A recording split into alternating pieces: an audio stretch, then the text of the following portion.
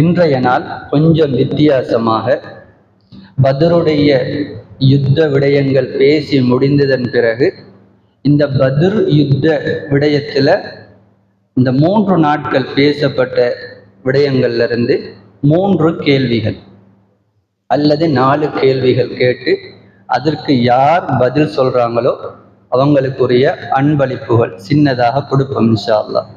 உற்சாகப்படுத்துறதுக்காக இஸ்லாத்துல அன்பளிப்புகளை பகிர்றது கூட சுன்னத். அதனால இன்றைக்கு கொஞ்சம் உற்சாகப்படுத்துற வகையில் என்ன செய்வோம், பத்ர் யுத்தம் சம்பந்தமான விடயங்கள்ல மட்டும், அதுவும் நான் பேசிய விடயங்கள்ல இருந்து மாத்திரம் கேள்விகளை கடைசியாக கேட்போம்.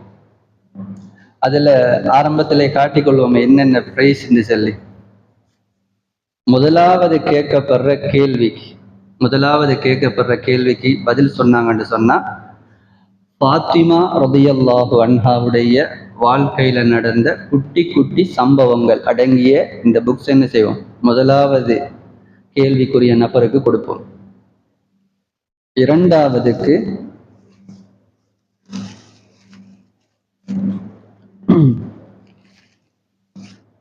இரண்டாவது வார நபருக்கு 10 ஜுஸூக்கள் அடங்கிய குட்டி குர்ஆன்.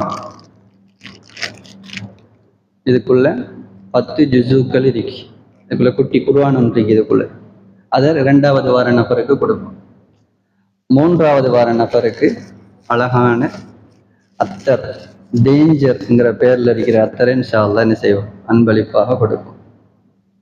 4வது வார நபர்களுக்கு அதாவது குட்டி பெண், இந்த பெண்ணை கொடுப்போம்.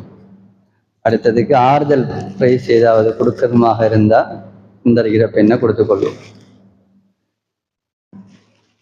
சரி, அதுல இப்படி ஒரு விஷயம் வரும், சில டைம்ல நம்ம கேட்கிற கேள்வியை தொடர்ந்து ஒரே நபரோ அல்லது குறிப்பிட்ட 2 பேரோ சொல்லி கொண்டிருக்கிறதுக்கும் வாய்ப்பு இருக்கு.